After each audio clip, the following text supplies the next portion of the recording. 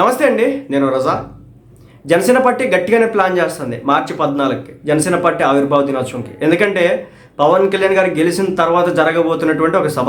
So అందులో భాగంగా శాసన సభాపక్ష సమావేశం చేస్తున్నారా అనే ఒక డౌట్ అయితే వచ్చిందనమాట. సో దీనికి సంబంధించి ఈరోజు ఒక అప్డేట్ అయితే వచ్చిందన్నమాట. 23వ తేదీన జనసేన పార్టీకి సంబంధించి శాసన సభాపక్ష సమావేశం. ఈ నెల 23వ తేదీన జనసేన శాసనసభ పక్ష సమావేశాన్ని నిర్వహించాలని పార్టీ అధ్యక్షులు పవన్ కళ్యాణ్ గారు నిర్ణయించారు. ఇక ఆ రోజు సాయంత్రం మంగళగిరిలోని పార్టీ కేంద్ర కార్యాలయంలో నిర్వహిస్తారు.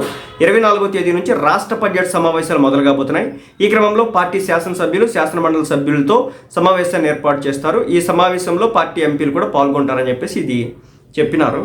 బట్ ఇది 23వ తారీఖు అంటే మార్చి 14కి ఎన్నో రోజులు లేదు, గట్టికి కొడితే 20 రోజులు మాత్రమే.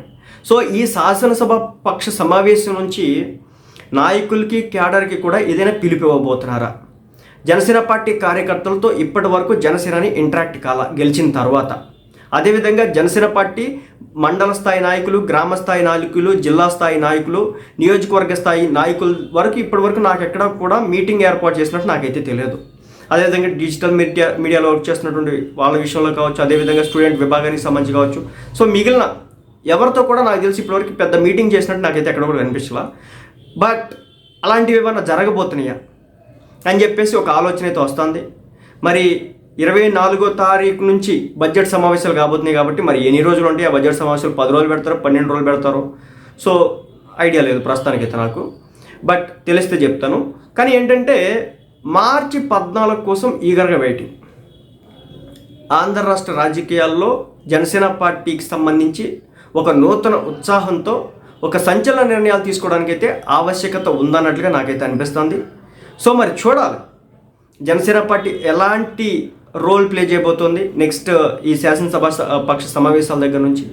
అదేవిధంగా మనందరికీ కూడా తెలిసిందే, జనసేన పార్టీ తరఫున 21 మంది ఎమ్మెల్యేలు 24/24 గెలిచేసారు.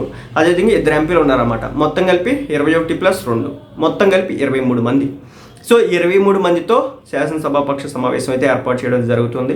అసలు అక్కడ ఏం మాట్లాడబోతున్నారు? పార్టీ గురించి మాట్లాడబోతున్నారా, లేదంటే అసెంబ్లీ సెషన్స్ గురించి మాట్లాడబోతున్నారా, లేదంటే ప్రజా సమస్యల గురించి చర్చించబోతున్నారా, లేదంటే పార్టీ ఆర్గనైజింగ్ గురించి మాట్లాడబోతున్నారా, స్ట్రెంగ్తన్ గురించి మాట్లాడబోతున్నారా? పార్టీలోకి ఇతర పార్టీ నుంచి జాయినింగ్స్ కోసం చాలామంది ఎదురు చూస్తున్నారంట, మరి వాళ్ళ కోసం చూడబోతున్నారా?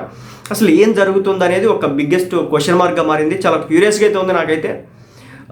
దీనికోసం నేను వెయిటింగ్ అనమాట. నేను అనుకుంటా ఉన్నా గత కొన్ని రోజులుగా మరి ఇలాంటి సమావేశం ఏదైనా ఏర్పాటు చేస్తారని. నేను అనుకుంది ఏంటంటే ఇంకా మార్చి నెలలోనే స్టార్ట్ చేస్తారేమో అనుకున్నా.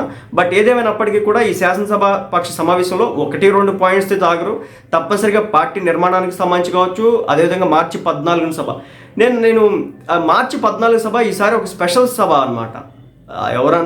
చాలామంది మరి అంత ఫీల్ అవుతున్నారు లేదో నాకైతే తెలియదు కానీ, బట్ ఈసారి మార్చి 14 సభ జనసేన పార్టీకి ఒక కీ రోల్ ప్లే చేయబోయే సభ. ఎందుకంటే లాస్ట్ టర్మ్ వరకు ఇప్పటం సభలో జరిగినటువంటి విషయాలు కావచ్చు, అదేవిధంగా పార్టీ పెట్టిన దగ్గర నుంచి జనసేన పార్టీ తరఫున సభలు నిర్వహిస్తూ వస్తున్నారు. ఒకసారి మచిలీపట్నంలో, ఒకసారి వచ్చేసి ఇప్పటంలో, ఒకసారి వచ్చేసి గోదావరి జిల్లాలో. సో ఇలా చేసుకుంటూ వచ్చారు. ఫర్ ది ఫస్ట్ టైం ఈ మార్చి 14 సభ ఎక్కడ జరగబోతున్నారు? ఇది ఏమైనా అమరావతిలో జరగబోతున్నారా, లేదంటే వైజాగ్లో జరగబోతున్నారా?